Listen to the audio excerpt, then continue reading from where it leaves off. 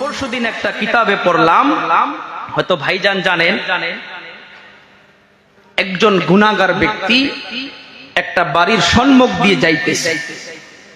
ওনার মা ওনার সন্তানকে ধমকাইতেছে, রাগ করতেছে, বাড়ির থেকে বাহির করে দিতেছে যে আমি তোমার মা, তুমি আমার নাফরমানি করো, তুমি আমার চোখের সম্মুখ থেকে বাহির হয়ে যাও, চলে যাও, এখান থেকে দূরে চলে যাও। সন্তান বাড়ির থেকে বাহির হয়ে আসলো। আর এই ঘটনাটা একজন গুনাহগার ব্যক্তি সব দেখতেছে, কিন্তু যাওয়ার পর মা দরজা বন্ধ করে দিল।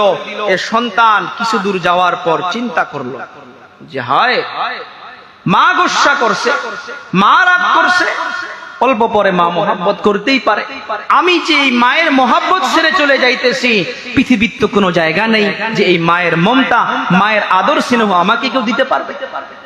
এ কথা স্মরণ করে বাচ্চা আবার ঘুরে আসলো অল্প সময়ের মধ্যে। এ ব্যক্তিজন গুনাহগার ব্যক্তিজন এখন ওখান থেকে যায় নাই, দেখতে আসে। সন্তান এসে, আমরা চৌকাঠ বলি, দরজার ঢোকা যেটা সিঁড়ি থাকে, ওখানে সে সন্তান আবার এসে পড়ে রয়েছে। মা দরজা খুলে দেখে সন্তান ওখানে। মায়ের গুসা এখনো শেষ হয় নাই। মা বলতেছে যে তোমাকে তো আমি এখান থেকে বাহির করে দিলাম, তুমি আবার এখানে। সন্তান দাঁড়াইছে, মাগো আমি অনেক দূর গিয়েছিলাম, আমি চিন্তা করলাম মা, তুমি যে আদর দাও আমাকে, যে মমতা দাও, যে প্যার দাও, যে মোহাব্বত করো, পৃথিবীর কেউ এই আদর স্নেহ আমাকে দিবে না মাগো। আমি যা কিছু ভুল করছি মা, আমাকে ক্ষমা করে দে। এই ব্যক্তিজন বলতেছে যে সন্তান শুধু একবার মাকে বলল, মা আমাকে ক্ষমা করে দাও মাগো, কেউ তো নাই আপনার মতো মোহাব্বত দেনেওয়ালা আমাকে।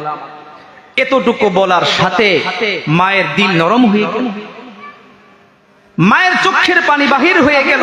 সন্তানকে মা এরকম ভাবে বুকের মাধ্যমে জড়িয়ে ধরে পেশানিতে চুমা দিয়ে সন্তানকে আবার ঘরের মাধ্যমে তুলে নিল।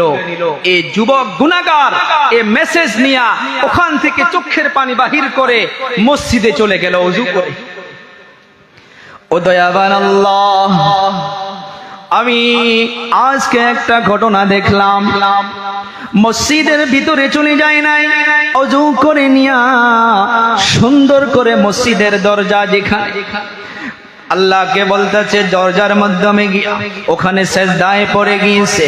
আল্লাহকে বলতেছে, গো আল্লাহ, আমি একটা সন্তানকে দেখলাম, উনি ওনার মায়ের কাছে ভুল করেছিল, মা গুসা করে বাহির থেকে বাড়ির থেকে বাহির করে দিয়েছে, কিন্তু সন্তান যখন একবার আবার ঘুরে এসে মাকে বলল, গো মা,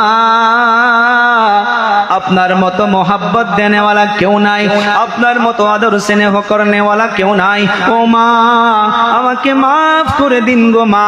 এই যুবকজন আল্লাহকে বলতেছে, আল্লাহ, আমি আমার নিজের চক্ষু দিয়া দেখলাম, একটা বার সন্তান মায়ের কাছে ভুল স্বীকার করার সাথে সাথে মা সব দুঃখ বেদনাকে দূর করে দিয়া যদি সন্তানকে বুকের মাধ্যমে জড়িয়ে নিতে পারে, ও দয়াবান আল্লাহ, আমি গুনাহগার, দুনিয়ার মাধ্যমে আমি ঘোরাফেরা করতেছি, কোন জায়গায় শান্তি পাইতেছি না গো আল্লাহ। আপনি তো মায়ের অন্তরে মোহাব্বত দেনেওয়ালা, আপনি হাজার হাজার মায়ের থেকে বেশি মোহাব্বত করনেওয়ালা আপনি। ও আল্লাহ, আমি গুনার বোঝা মাথায় নিয়ে মসজিদে ঢোকার সাহস পাইতেছি না, সেই জন্য আপনার ঘরের দরজার চৌকাঠের মাধ্যমে আমি সেজদায় পড়ে গিয়েছি। আল্লাহ, জীবনে যা গুনাহ করেছি গো আল্লাহ, আমাকে মাফ করে দিয়ে পাক পবিত্রতা করে নেন। আমি তারপর মসজিদে ঢুকবো, তারপর নামাজ পড়বো। আল্লাহ, জীবনে আর গুনাহ করব না।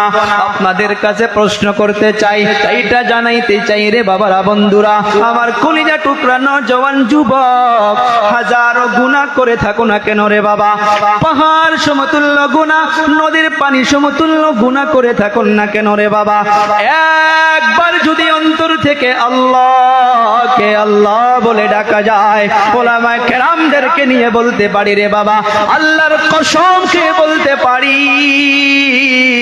অন্তর থেকে যদি একবার আল্লাহকে আল্লাহ বলে বলে ডাকা যায়, আল্লাহ তাআলা ওই বান্দা বান্দিকে ওয়েলকাম স্বাগতম জানাইয়া ওই বান্দা বান্দির জীবনের সব গুনাহ খাতাগুলোকে মাফ করে দেয়। সুবহানাল্লাহ।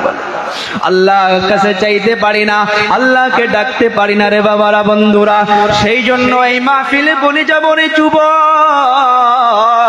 এই কোরআনের মাহফিলে আমি আপনি আজকে আল্লাহর কাছে সারেন্ডার হইয়া যাব, দিলটা আল্লাহর দিকে রুজু করে দেব। আর এই লোকমান হাকিমের যে নসিহত গুলো শুনতাছি রে বাবারা, বন্ধুরা, বিশেষ করে আমার নওজওয়ান যুবকদেরকে আমি হাত জোর করে করে বলে যাই রে বাবা, কিছু বোঝার চেষ্টা করি। সময় চলে যাইতেছে, রাত্রবেলা ঘুমায়া পড়লে সকালবেলা দেখে যুবক সন্তান ওঠে না, গাড়ি অ্যাক্সিডেন্ট হইয়া মত, পানির নিচে লাশ, গাড়ির নিচে লাশ, এমনি বেমার হইয়া আচানক পৃথিবীর থেকে চলে যাইতেছে। শয়তান তো ধোঁকা দিয়া বোকা বানাইয়া বানাইয়া কবর পর্যন্ত নিয়ে যাইতেছে রে যুবক। এখনো সময় আছে, দিলটা আল্লাহর কাছে রুজু করে দে। যা কিছু গুনাহ হয়েছে আল্লাহর কাছে মাফি যায়। এই মাহফিল যেমন করে মোবাইলের মাধ্যমে ভিডিও হইতেছে, আল্লাহর সিসির মাধ্যমে একটা একটা করে ভিডিও হইতেছে। কোন ভিডিও, কোন সিসির মাধ্যমে হইতেছে, কি ভিডিও হইতেছে? শুধু চেহারা না, না, না, আমার আপনার অন্তরের মাধ্যমে কি ভাব হইতেছে, কি নিয়ে বসে আছি, কি বসে বসে ভাবতাছি, এখান থেকে উঠে কোথায় যাব, কি করব, তারপর কি না করব, সব কিছু আল্লাহ তাআলা সব কিছুই জেনে রাখতেছেন। কারণ অন্তরের খবর আল্লাহ ব্যতীত কেউ জানে না।